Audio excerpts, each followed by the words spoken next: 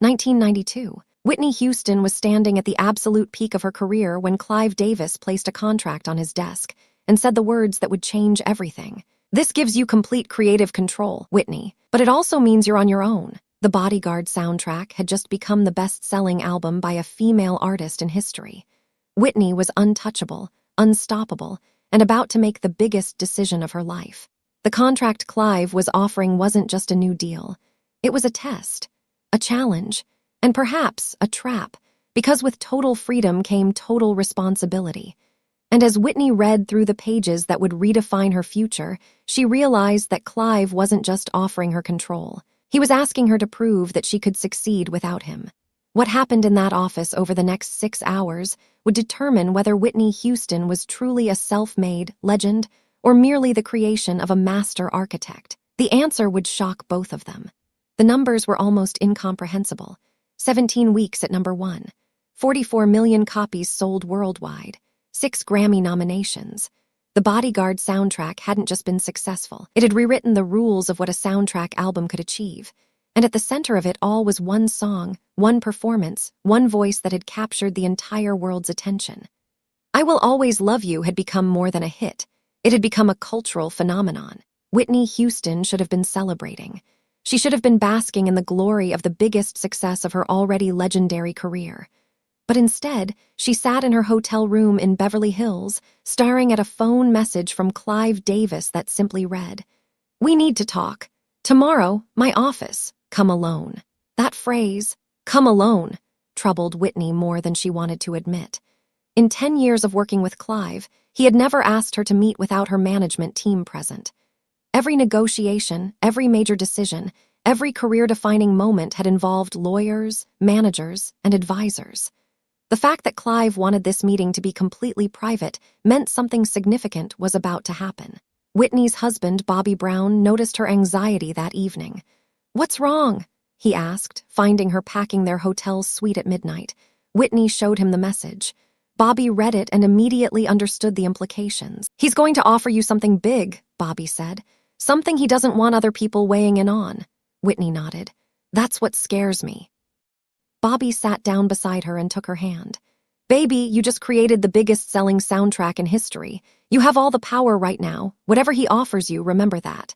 But Whitney knew it wasn't that simple. Clive Davis didn't just have power in the music industry. He had vision, and his vision had made her a star. The question was, did she still need his vision, or was she ready to trust her own? Clive Davis's office in Beverly Hills was designed to impress and intimidate in equal measure. Panoramic views of Lowe's Angels stretched out behind his desk. Gold and platinum records covered every wall, a visual history of the legends he had discovered and shaped. Barbra Streisand, Aretha Franklin, Carlos Santana, Janis Joplin, and now Whitney Houston, whose recent achievements had secured her place among the greatest. When Whitney arrived at exactly 10:00 a.m., Clive was standing by the window, his back to the door.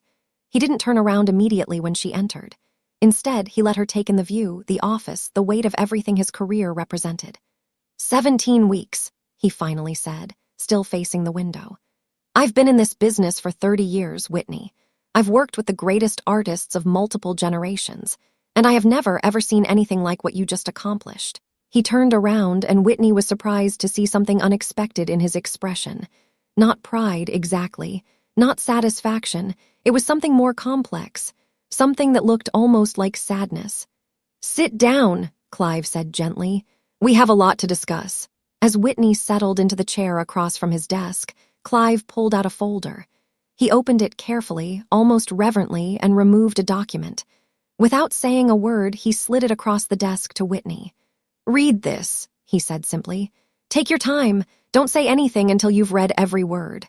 Whitney picked up the document and immediately recognized it as a contract. But as she began reading, she realized this wasn't like any contract she'd seen before. The standard clauses were there, the legal language about recording obligations and promotional appearances. But then she reached a section that made her breath catch in her throat. Complete creative control over all artistic decisions, including but not limited to song selection, producer selection, album concept, visual presentation, and marketing strategy. Whitney read the sentence 3 times to make sure she understood it correctly. Then she looked up at Clive in disbelief. "This is saying I would have final say over everything." Clive nodded slowly. "Everything. I would still be involved, of course, still offering guidance, still providing resources and industry connections.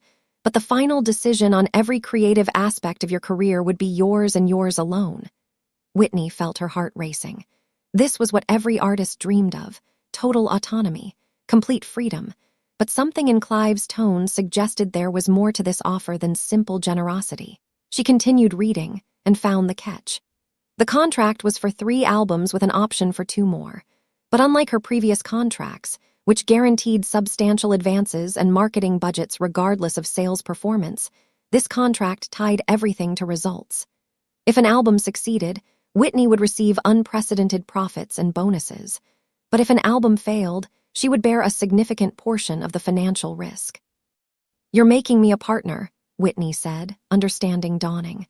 "Not just an artist, a full business partner." Clive leaned back in his chair. "I'm offering you the chance to prove what you've always believed about yourself, that your success isn't just because of my guidance, that you have the instincts, the vision, and the business acumen to make decisions that work." There was a challenge in his voice that Whitney had never heard before, and suddenly she understood what this was really about. Clive Davis was testing her. After 10 years of carefully guiding her career, making every major decision, shaping every aspect of her public image, he was stepping back. But this wasn't purely generous. This was his way of proving a point, that without his constant involvement, Whitney would struggle. That her recent success was as much his creation as hers. Whitney felt anger rising in her chest. But she pushed it down. She needed to think clearly. "Why now?" she asked. "Why are you offering this now at this exact moment?" Clive smiled slightly. "Because right now you believe you don't need me. The Bodyguard proved you can carry an entire project on your shoulders. You're feeling invincible. So this is the perfect time to find out if that feeling is justified." What followed was one of the most intense conversations of Whitney's life. For the next 6 hours, she and Clive debated every aspect of the contract, but more importantly, they debated the fundamental nature of their relationship and Whitney's career. Clive argued that complete creative control was a responsibility most artists couldn't handle. "Do you know how many legendary artists have destroyed their careers with one bad album?" he asked. "Artists who were bigger than you are now, who thought they knew better than their labels, and made decisions that ended everything they'd built." He pulled out sales data and case studies. Marvin Gaye's "Here, My Dear," a commercial disaster that damaged his career for years. Stevie Wonder's "Journey Through the Secret Life of Plants," a self-indulgent failure that disappointed fans. Even Michael Jackson's recent struggles with albums that didn't meet expectations. These were geniuses, Clive emphasized. Absolute geniuses, and they all made mistakes when they had too much control. Whitney listened, but she had her own arguments ready. Those artists made mistakes, yes, but they also made their greatest work when they had freedom. Marvin's "What's Going On" happened because he fought Motown for control. Stevie's classic period was when he negotiated autonomy. Michael's "Thriller" and "Bad" were his vision, not Quincy's alone. She leaned forward, her voice passionate. "Clive, I'm grateful for everything you've done. You discovered me. You guided me. You helped me become who I am.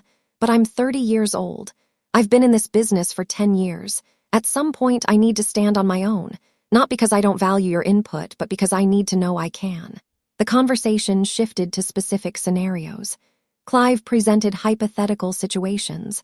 "What if you want to record an album of gospel music? It's your heart, I know that. But gospel albums don't sell like pop albums. Are you willing to sacrifice millions in sales for artistic satisfaction?" Whitney didn't hesitate. "If that's what I feel called to do, yes." "What if you want to work with a producer I think is wrong for you?" Clive continued. "Someone trendy but inexperienced. Someone who might waste months of your time and deliver nothing usable." Whitney met his eyes steadily. "Then I'll deal with the consequences. I'll learn from the mistake." Clive shook his head. "Learning from mistakes is expensive, Whitney. In this business, one major failure can damage a career permanently. Fans are fickle. The industry moves fast. You can't afford to learn everything through trial and error." But Whitney had thought about this deeply. "Clive, what's the alternative? I keep letting you make every decision for the rest of my career. I become a beautiful voice reading from a script someone else wrote. That's not artistry. That's performance. And I didn't survive everything I've survived just to be a performer. This last statement hung in the air between them. Clive knew what she was referring to. The pressure of fame from childhood. The constant comparisons to her mother, the legendary Whitney Houston. The struggle to maintain authenticity in an industry that wanted to package her as something safe and commercial. Whitney had fought private battles that the public never saw, and she had won. But those victories had been internal. Now she was asking for external validation, for the freedom to take her internal strength and apply it to her career. Around 2:00 p.m., they took a break. Clive ordered lunch, but neither of them ate much. The conversation had become too intense, too important. When they resumed, Clive's approach changed. He became more personal, more vulnerable. Whitney, I need to be honest with you about something. This offer isn't just about business. It's about fear. Whitney looked at him with surprise. Clive Davis didn't typically talk about fear. I'm afraid, he continued, that I've created something so successful that I don't know how to let go of it. You're right that you're 30 years old. You're right that you've earned the chance to make your own decisions. But I'm terrified that without my involvement, something will go wrong. And if it does, I'll blame myself for not protecting you. This admission shifted something in the room. Whitney realized that this wasn't just about control or business. This was about a father figure struggling to let his daughter grow up. Clive, she said softly, you can't protect me forever, and honestly, you shouldn't. The mistakes I make will be mine, but so will the triumphs. They talked about specific aspects of the contract. The financial risk-sharing bothered Whitney initially, but as Clive explained the structure, she began to see the wisdom in it. If you have real skin in the game, he said, you'll make better decisions. You'll think twice before indulging every creative whim. You'll balance artistry with practicality. But the conversation kept returning to one central question. Was Whitney ready? Did she have the knowledge, the instincts, the strength to navigate the music industry without Clive's constant guidance? Whitney believed she did. But belief wasn't the same as certainty. By 4:00 p.m., they had negotiated most of the contract's details. But there was one clause that Clive insisted on, one safety net that he refused to remove. I want approval rights on the first single from each album, he said firmly. Not the whole album, not the creative direction, just the first single, because that single determines how the public receives everything else. Whitney understood the logic, but it bothered her. If she had complete creative control except for the most important commercial decision, did she really have control at all? That's the one thing I can't give you, she said. If I'm going to do this, I need to do it completely. I need to prove to myself and to you that I can make all the right calls, including the first single. Clive stood up and walked to the window again. The sun was beginning to set over Los Angeles, painting the sky in shades of orange and purple. He stood there for a long time, and Whitney didn't interrupt his thoughts. Finally, he turned back to her. If I remove that clause, and you choose the wrong first single, and the album fails because of it, our relationship will never recover. You understand that? Whitney nodded. I understand, but if you keep that clause, I'll always wonder if I could have succeeded without you. And that doubt will poison everything we've built. Clive walked back to his desk and picked up a pen. With one decisive motion, he struck through the clause giving him approval rights on first singles. Okay, he said quietly. You have complete control. Everything, every decision, every risk. He held out the pen to Whitney. Sign it if you're ready, but understand what you're signing. This isn't just a contract. This is you declaring independence. And once you sign it, you can't come back to me and ask me to make the hard decisions for you. You're the artist and the executive now. You're responsible for everything. Whitney took the pen. Her hand was shaking slightly, but her voice was steady. I'm ready. As she signed her name on the contract, Whitney Houston committed herself to a path that would test every belief she had about her own abilities. She didn't know it yet, but this decision would lead to both her greatest artistic achievements and her most painful failures. It would prove Clive right about some things and wrong about others. It would force her to grow in ways she couldn't imagine. Clive watched her sign and then countersigned as the label representative. When it was done, he stood and extended his hand. Congratulations, he said. You're now in complete control of your destiny. I hope you prove me wrong about needing guidance. Whitney shook his hand, feeling the weight of what she'd just done. I hope so too. The aftermath: success, struggle, and truth. The contract Whitney signed that day in 1992 fundamentally altered the trajectory of her career. Her next album, The Preacher's Wife, soundtrack in 1996, was entirely her choice. She selected it despite Clive's skepticism about another soundtrack project. The album became the best-selling gospel album of all time, proving that Whitney's instincts about her audience were sound. But the complete creative control also led to decisions that were less successful. Her 1998 album, My Love Is Your Love, while critically acclaimed and commercially successful, took nearly 4 years to complete because Whitney struggled with the pressure of making every decision herself. Without Clive's firm guidance, she second-guessed herself constantly, recording and re-recording songs, hearing and firing producers, changing direction multiple times. The contract's financial risk-sharing clause also became significant. When albums succeeded, Whitney made substantially more money than she would have under a traditional contract. But when projects underperformed, she bore real financial consequences. This had the effect Clive predicted. It made her more thoughtful about commercial viability, balancing artistic desires with market realities. Perhaps most importantly, the contract changed Whitney and Clive's relationship. They were no longer simply mentor and student, or executive and artist. They became true collaborators, with Whitney making final decisions but still valuing Clive's input. Their conversations became more equal, more honest. When they disagreed, they could debate as peers rather than as authority figure and subordinate. Years later, in a 2002 interview, Whitney reflected on that decision. Signing that contract was the scariest thing I ever did professionally. Clive was right that I wasn't ready for everything it demanded. I made mistakes I wouldn't have made with his tighter control, but I also discovered strengths I didn't know I had. And I created work that was truly mine, not someone else's vision of what I should be. Clive also spoke about it in his autobiography. I offered Whitney that contract partly as a test, and I'll admit that. I thought she would struggle and come back asking for more guidance.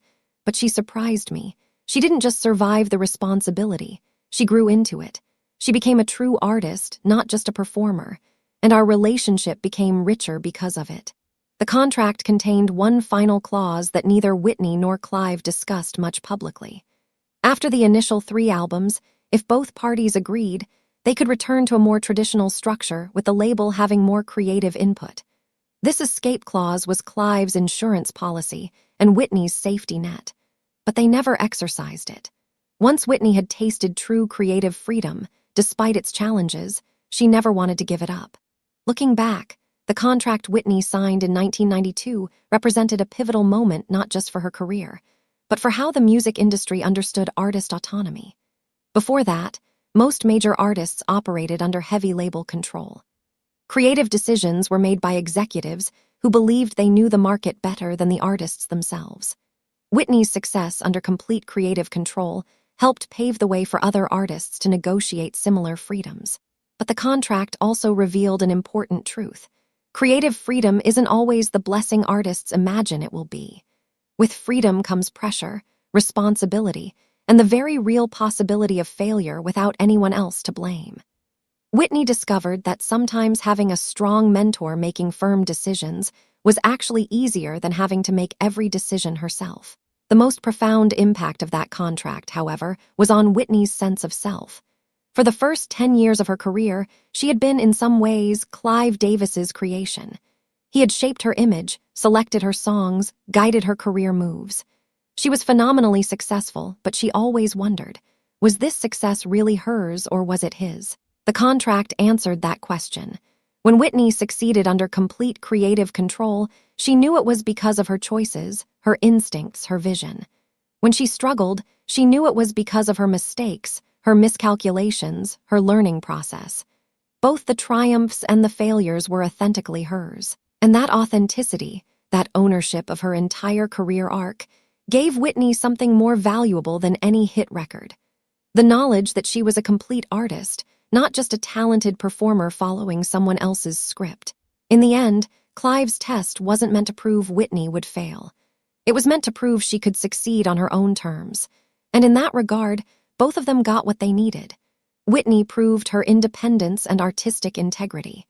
Clive proved that his guidance had prepared her well enough to eventually outgrow the need for constant direction. The contract that changed everything didn't just change a business relationship. It changed how an artist saw herself, how an executive learned to let go, and how the music industry understood the balance between creative freedom and commercial guidance. Sometimes the greatest gift a mentor can give isn't protection or direction. It's the courage to step back and let the student prove they've learned the lessons well enough to succeed alone. And sometimes the greatest gift a student can give back is proving the mentor right about their potential, even while proving them wrong about their need for constant supervision.